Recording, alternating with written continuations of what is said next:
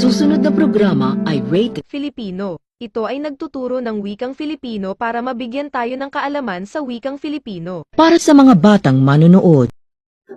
Noong unang panahon, sa isang masukal na kagubatan, may 4 na magkakaibigang kalabaw at palagi silang magkakasama. Dahilan kung bakit takot ang mga ibang hayop na lumapit sa kanila. Higit pa ito ang tigre. Sa bawat aatakihin niya ito ay palagi silang magkakasama at umaalis na lang ng bigo. Rar! Paano ko sila aatakin kung palagi silang magkakasama? Tibale, susubukan ko ulit.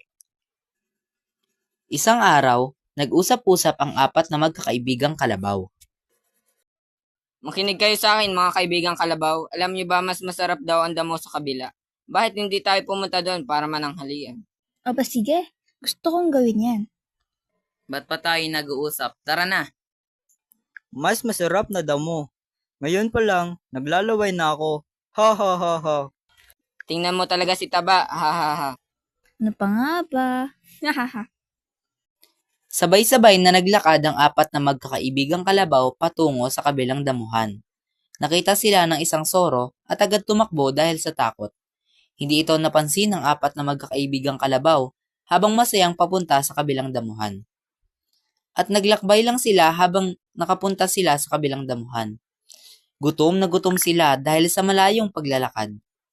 Magsisimula na sila kumain nang biglang, Ganito ang gawin natin. Taba, hintayin mo muna kami matapos at bantayan mo muna kami habang matapos kami kumain. Ba't kailangan ako?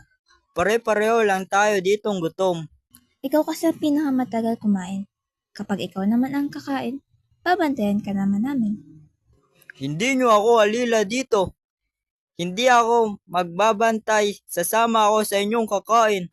alam niyo, sa palagay ko tama naman siya. Hindi tama na iwanan siya na mag-isa. Talaga? Ikaw na lang. At sino ka para utusan kami? Boss ka ba namin dito? Ano ka mo? Kung may problema ka sa akin, sabihin mo lang. Ikaw nga tong palaging palautos eh. Totoo yun. Ikaw ang palaging mayabang. E di maghiwa-hiwalay na lang tayo. Hindi ko naman kayo kailangan dito eh. Umalis na kayo. Aba talaga, kaya ko naman ang sarili ko. Hindi ko kayo kailangan para mabuhay. Umalis na kayo. Galit na galit sila sa bawat isa. Hingil sa kalaman nila, nakasunod sa kanila ang tigre. Matagal na niyang hinihintay na mag-alita ng magkakaibigan sa isa't isa upang madali na lang sa kanya sila atakihin. Nag-abang ang tigre sa gilid ng damo at nagsabi ng, Napakaswerte ko naman.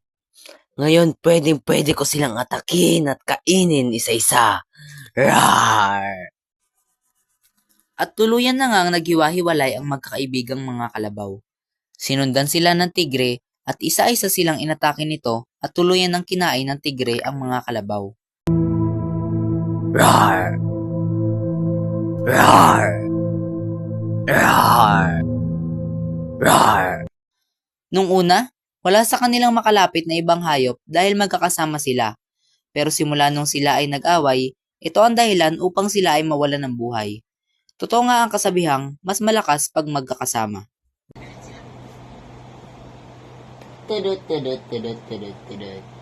Hello! Kumusta kayo mga bata?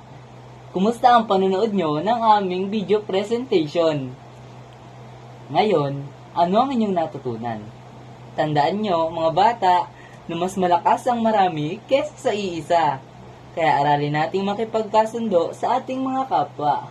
Yun lang. Maraming salamat!